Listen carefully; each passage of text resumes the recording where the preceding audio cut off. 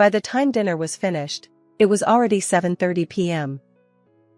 My daughter and son-in-law, who had said they would come back by 6 p.m., left their son Liam behind and haven't been in touch since.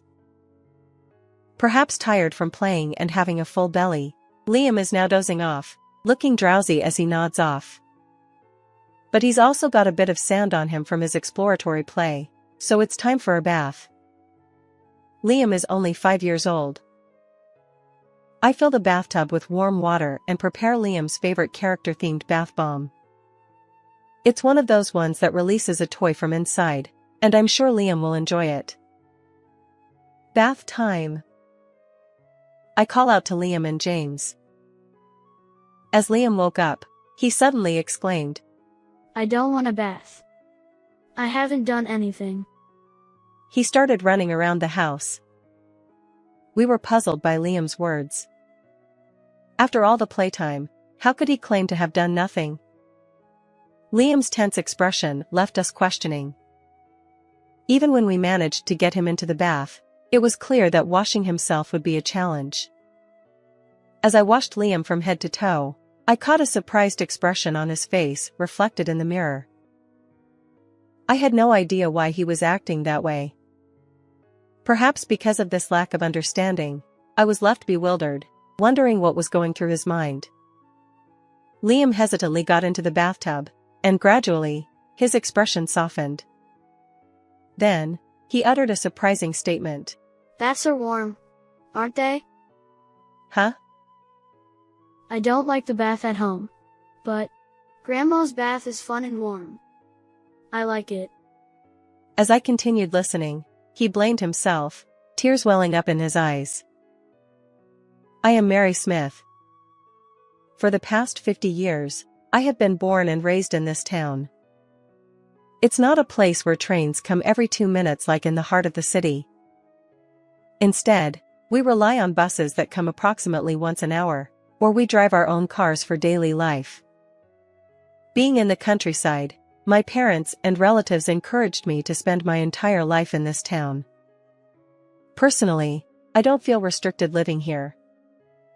In this area, it's considered normal for women to focus on their homes. After graduating from high school, I married James, whom I met through an arranged marriage. While being a homemaker, James is kind and treats me well, without any domineering behavior.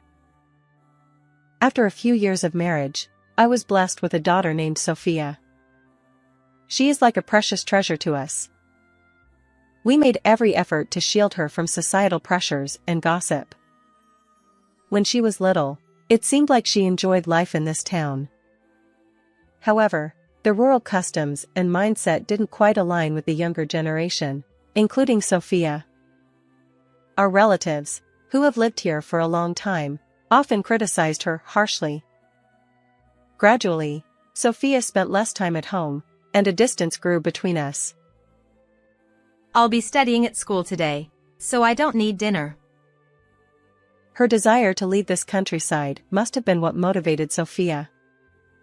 Starting from high school, she immersed herself in her studies even before we could say anything. Unlike the city, there aren't many tutoring centers or private tutors available. She diligently attended high school classes and stayed for self-study after school. Even the choir club she wanted to join has now become a thing of the past. It seems she prioritized study time over club activities. Sophia's hard work paid off, and she was accepted into her top-choice urban university. Her life as a solo city dweller began. However, since she had already helped with household chores back home, there were no issues. In fact, while juggling part-time jobs and student loans, she managed to navigate university life without relying on us. Of course, we still sent her financial support, but Sophia insisted she didn't want to burden us. Although she accepted the packages we sent, I didn't know what she did with them. It seemed she didn't touch the money I transferred. After graduating from the School of Education without any delays, Sophia became a middle school teacher.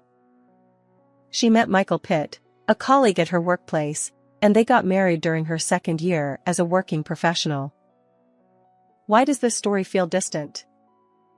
Well, it's because we haven't had much contact since she entered university. For Sophia, this countryside and our family home are places she'd rather avoid.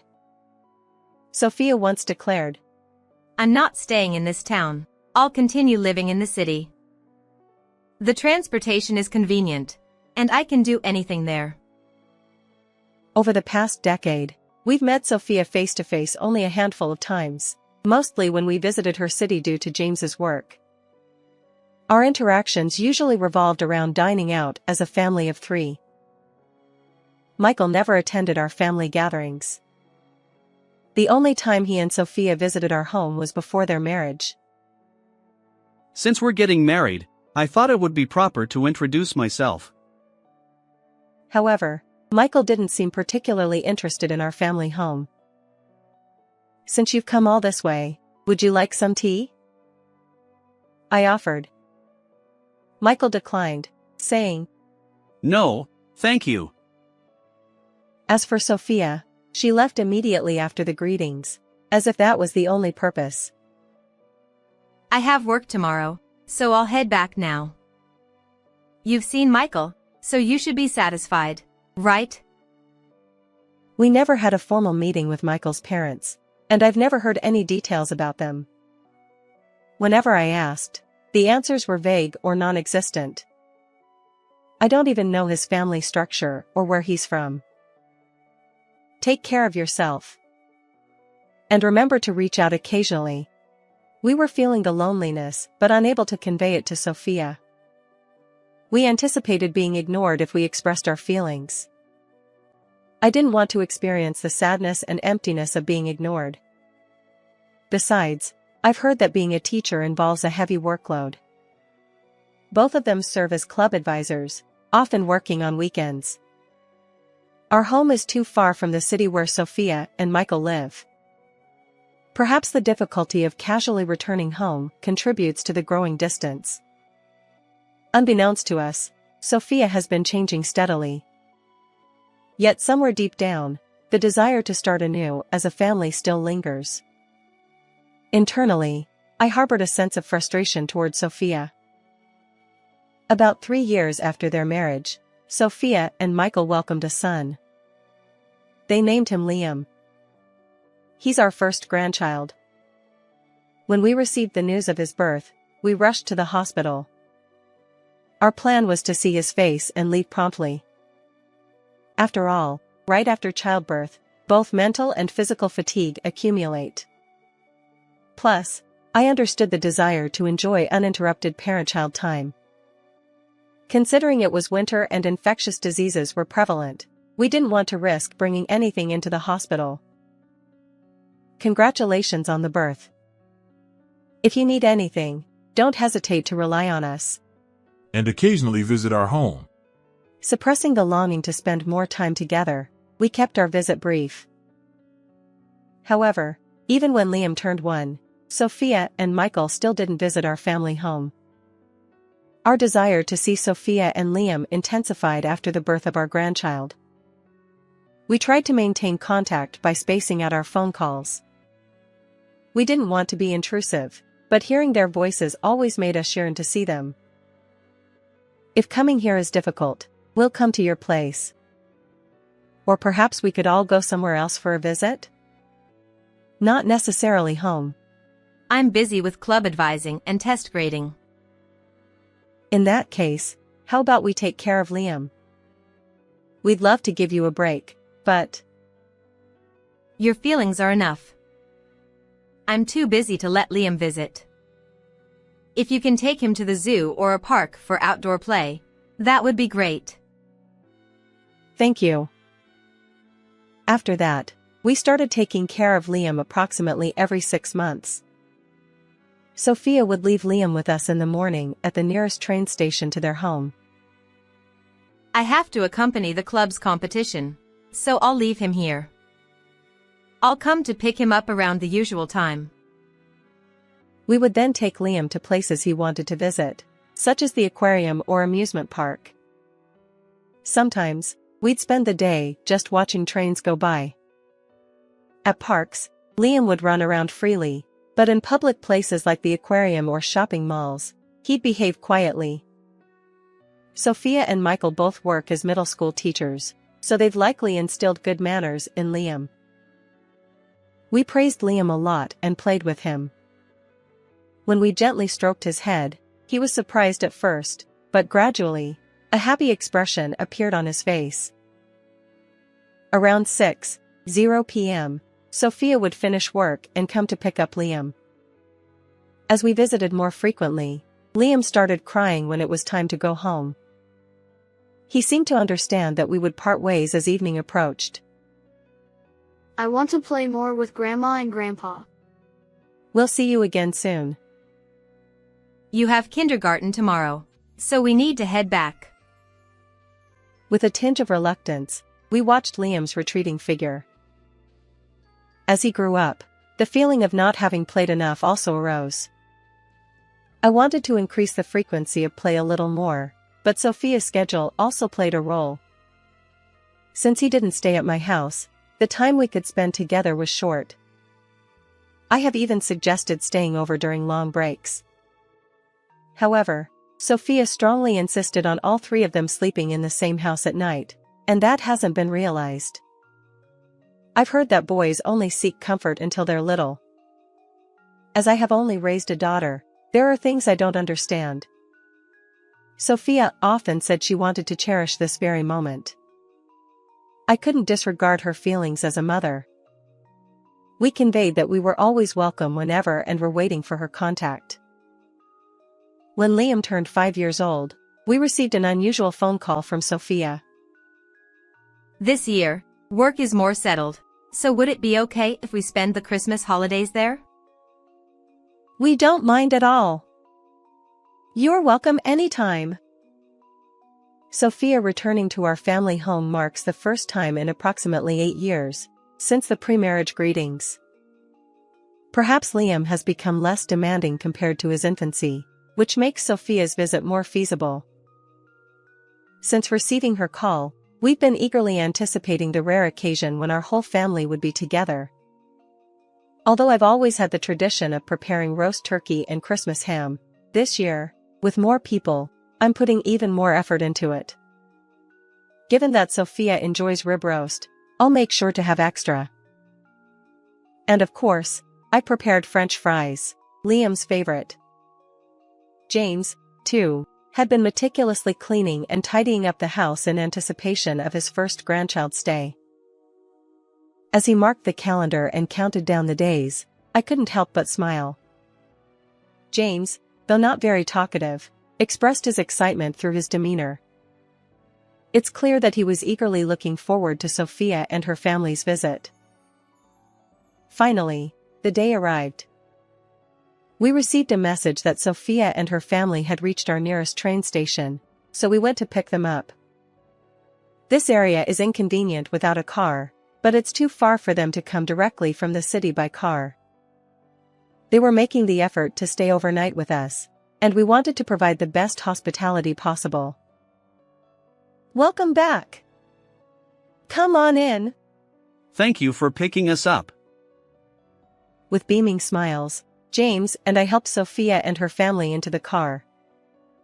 We assumed that in the first few days they would be spent relaxing at home. However, our expectations were soon overturned. It's been a while, but nothing has changed around here. Given the aging population and limited prospects for development, I don't expect much change. Is it okay if we head home? We have plans with friends, so please take Liam home. Could you drop us off around here? So, with Liam still in the car, Sophia and Michael got out midway. We'll be back by 6 p.m. Take care of Liam, okay? Be a good boy. As Sophia and Michael left, Liam silently watched their retreating figures. Although he didn't voice it, his loneliness was palpable. Liam, let's play together. Since this is your first time at our house, how about an exploratory play? We've got French fries and pudding too. Seeing Liam's forlorn expression, we felt sorry for him. We wanted to make him happy, so James and I teamed up, doing everything we could.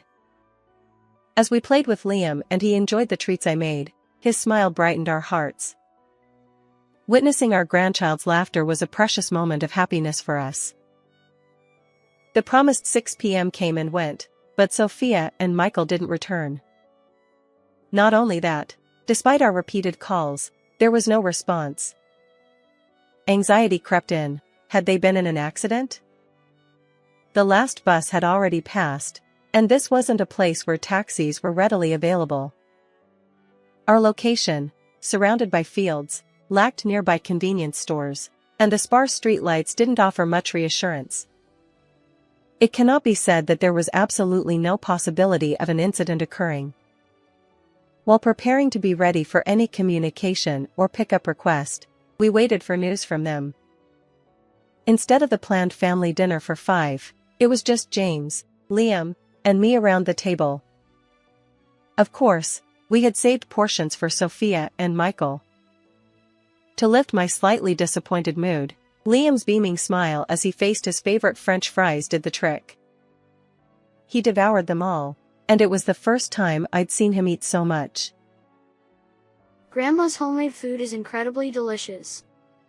The French fries I'd prepared specifically for him disappeared entirely. Witnessing his hearty appetite was a new experience for me.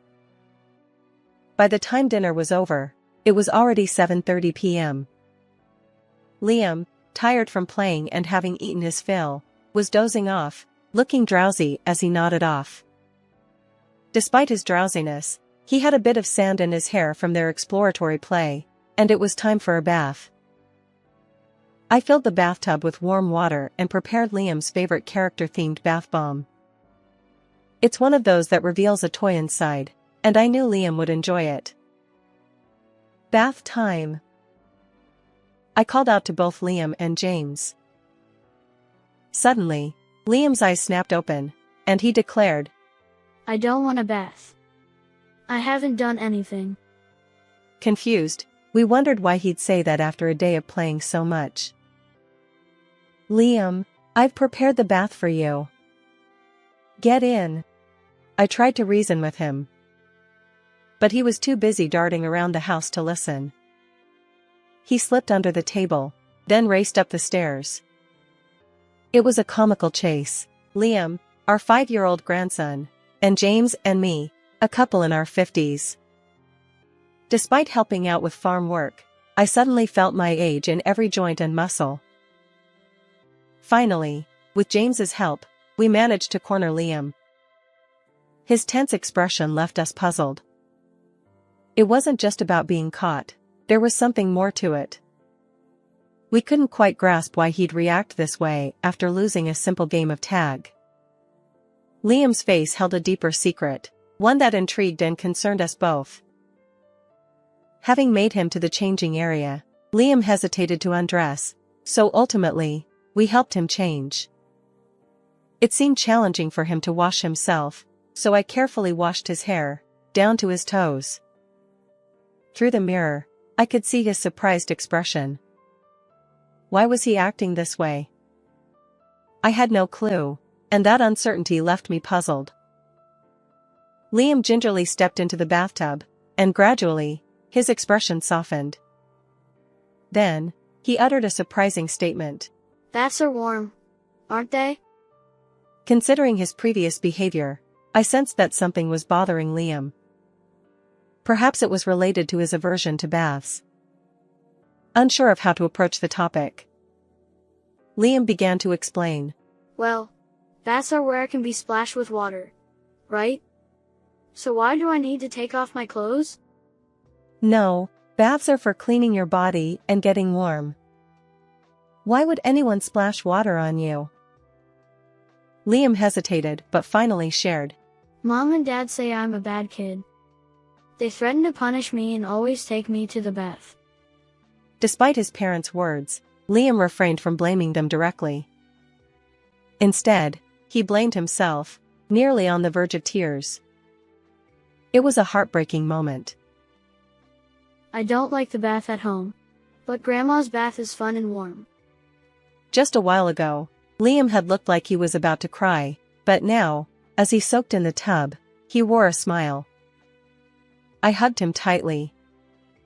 Surely, he'd faced many hurts we didn't know about, and I wanted to protect this smile forever. Despite his reluctance, we managed to convince Liam to get out of the bath before he got too overheated. As I dried his hair, I realized he probably hadn't been to a barber either. It tugged at my heart. But I also understood that Sophia's work was indeed demanding. With Liam snuggled into the freshly made, soft bed, he fell asleep quickly. I thought I would play and make him enjoyable tomorrow. I resolved to cherish this moment, gazing at Liam's peaceful sleeping face. After confirming that Liam had fallen sound asleep, I confided in James about the bath incident. I see, that's quite concerning. His expression grew serious as he listened to my account. It seems Liam's aversion to baths and the sudden crying before parting were related. I continued. I'd also noticed something in the bathroom. Take a look at this. Liam's body, now peacefully asleep, bore numerous bruises. Some minor bruises were expected for a 5-year-old boy, but the sheer quantity on Liam was abnormal. Each one was hidden beneath his clothes. Bruises on his stomach and back were particularly concerning. Those were places where someone would intentionally inflict harm. While Liam freely played in some areas, he displayed an unchildlike maturity in public. He wasn't the type to pick fights or act out. James clenched his fists, clearly unable to tolerate this situation. Even when dealing with one's own child, there are things that are permissible and things that are not. This is absolutely unacceptable. He immediately called Sophia and Michael, but neither of them answered. I want to protect Liam right away. I wonder where I should turn for help in situations like this. Going to the Child Protect Service might take time. Considering its violence, even if it's against the child, let's contact the police. James bravely made the call to the police. Even if Sophia were my biological daughter, I have no recollection of raising a person who would raise her hand against another, let alone her own child. Please let it be a lie. Such thoughts, which could also be seen as escapism, were floating in my mind. However, looking at Liam's expression in the bath with that bruise, I couldn't help but recognize the harsh reality. Why didn't I notice sooner? I'm furious at my own dullness. Despite it being 10 p.m., the police arrived at our house promptly. Although I had explained the situation to some extent over the phone, I needed to provide specific details on the spot. As I showed the police the photos of Liam's bruises that I had taken, Sophia and Michael returned home. Is this your son? Yes, but what's the matter? Michael's tone grew stronger as he confronted the police officer. We've received a report about multiple bruises on his body. He's a boy, so he plays around and sometimes gets bruises. It's unlikely that bruises would appear in these locations just from normal play. Also, your son mentioned that he was doused with water from the head.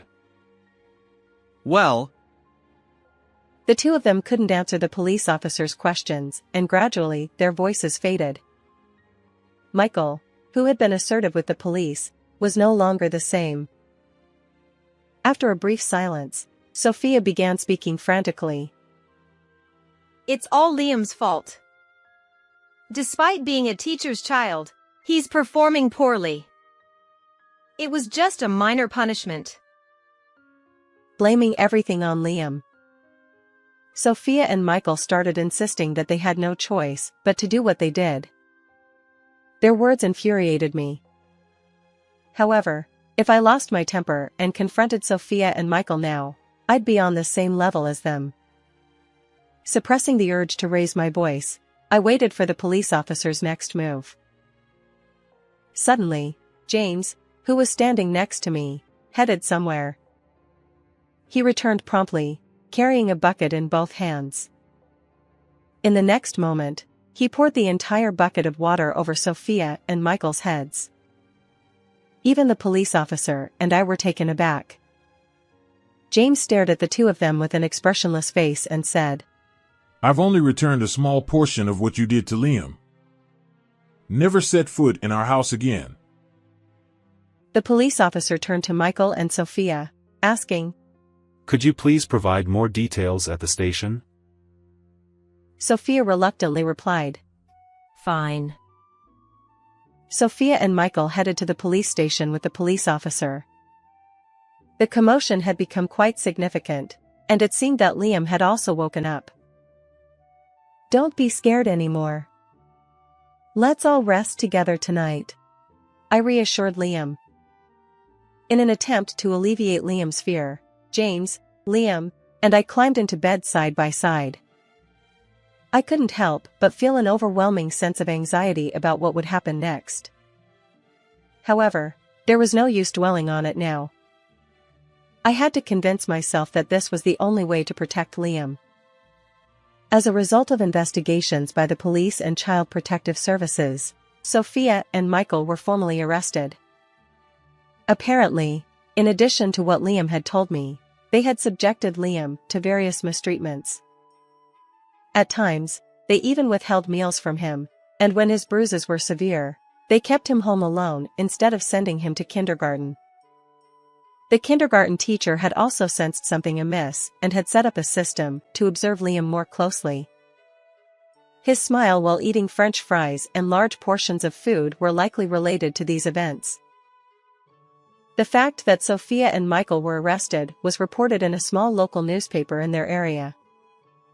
Since it was a case of naming names, their workplace was quickly identified.